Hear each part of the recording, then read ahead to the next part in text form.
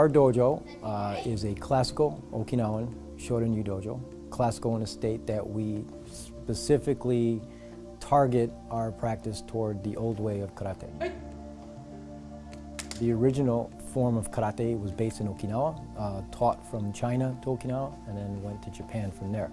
Our katas are, the classical katas of Okinawan karate are dated back thousands of years old. For me, it was important that my kids have a martial arts background because I do. I mean, generations of it, and I wanted to make sure I passed that along to my children. I researched the various schools or dojos in the area, and what I found was Sensei Tommy actually kept the traditional form of martial arts that I've grown to love, and I wanted to make sure that's what my kids learn. We start the children at around 5 years old in the Little Dragon program. Our main purpose in that program is building their balance, focus, and strength. Once they get out of that class, they reach another level, which is called the Kids Karate program. Then we start pushing the kata harder toward them, building the ranks of the program from yellow belt to black belt. I helped them understand the purpose of karate in a sense of their reasoning for being here. That is just not an extracurricular activity. They are here to understand their place in life. I will build true confidence through knowledge of the mind, honesty of the heart, and strength of the body. It's not just blocks and punches and getting belts and moving along and learning how to fight. It is all of the above. It is the way, or do. I wanted a place that was not going to focus on competitions. I wanted some place that would build my son's character and teach him over a long period of time. The parents will see development changes, not only physically, but also in school, because they're more focused and detailed in what they're doing, because they're learning that in the class.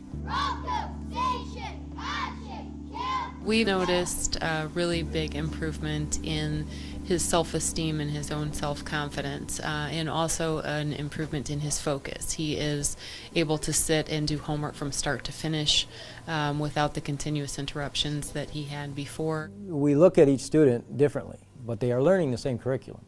But the curriculum is so well orientated that it can actually help each student with each problem that they have. So if you have a balancing problem, we work on that with the katas or the exercises or the basic forms and basic movements that the students do. If you have a focus problem, kata does strengthen your focus because you have to pay attention to what you're doing. If you have a strength problem or a physical problem, same thing. Kata is basically an array of prearranged fighting techniques. So when you're training kata, if you're training it right, and as children they're just training it for physical aspects and for self-defense aspects. So what they're doing is they're learning how to move and block and punch at the same time, or move and block and kick at the same time. And they're learning how to move in, move out, change angles, turn their bodies this way. So when they're sparring, they're not afraid to see somebody throw a punch at them and learn how to throw a block or a punch or a kick. So kata helps the sparring helps the kata. Coolest thing about getting my yellow belt was like learning new katas and actually being able to like spar. My favorite thing to do is sparring. Definitely sparring or kata. Sparring. Maybe tournaments.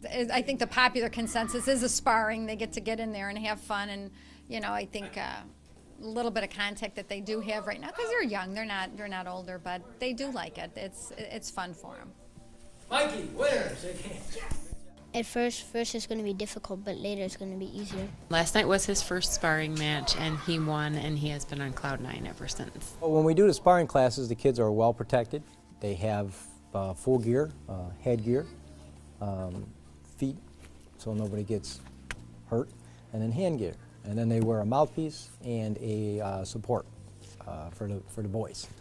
And there's additional gear that they can buy, shin pads, chest gear. So if mom or dad feel that they need to have a little extra protection, they can advance the sparring gear to that level. You get that kick, make sure you don't drop your hand, because it's coming right around here. Generally, we keep it kind of contained. low impact, very controlled. I personally oversee every sparring match, every sparring class, to make sure that they're not just going out there to fight, but to learn as well. This hand's here, then I'm gonna slide my right foot forward. Okay, so it's like this. Right. Sensei specifically explains the purpose of every single move that we do and takes time on each person to know so that he knows that they understand it, and that really helps. And just step in, hit. It gives you good discipline, and it really helps you concentrate on everything else.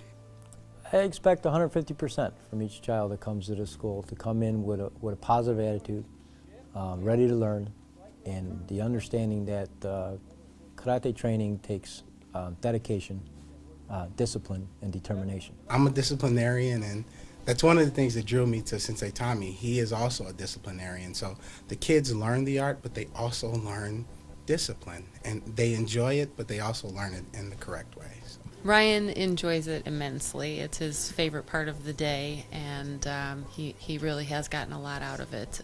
In terms of character building, he's gotten a tremendous amount out of it. I think the sensei goes above and beyond just regular teaching karate to build the character of the boys and girls involved. That is my goal for each kid, to not only come in 150%, but to see it's their own ability starting to grow.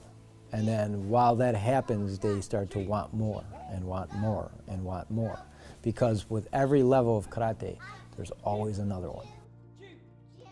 What makes Classical Martial Arts Academy different is the fact that we do not concentrate on the students' bout ranks, tournaments, or things like that. Our major goal is to build the character of the student, mental strength, and its duty to become a true karateka, a true student of karate. The biggest problem in martial arts today is the overselling of martial arts in the sense of the cost and what you have to pay to learn. We don't like to oversell the karate. We have to charge a fee because we have to. Our fees are very reasonable based on the knowledge and the type of art that you can learn here. We like to keep the tuition reasonable. We don't constantly rank them to gather fees from the parents, and we don't force tournaments on any of the parents or the students. And we also have no contracts. Sign up, you pay monthly as you go. If you decide at the next month you don't want to come anymore, you just give us a fair warning and you don't have to pay. Well, one of my sons played football, and he had to take off the whole season, so it was so physically demanding on that end that he took off a couple of months, but came back and just got right back into it, back into the program and testing for belts and getting stripes and whatnot, and he didn't skip a beat too much. We understand that parents and kids have multiple things going on across the board, baseball, football, summer camps. So if we know that, or they know that there's going to be a month where they are all over the place, they ask me, Sensei, is it okay that we take this month off? I have no problem with that. We add a few things in this school that give the kids a little something to strive for, to give them some achievement goals. One is we have kata tournaments that they can kind of compete against each other to win some type of a prize, first place, second place, third place. We also have a sparring competition which gives them a chance to show their stuff against other students. And then we have a board breaking competition, which is more for fun, to see how many boards they can break. I would and I have recommended the dojo to other families. I would recommend classical martial arts to my friends and family. And the number one reason is, again, they're learning something that is in its purest form. It's martial arts the way it's supposed to be taught. It's a family-oriented dojo, but at the end of the day, the kids learn exactly what they're supposed to, and that's how to protect themselves, how to be confident, and face what we face every day in the world.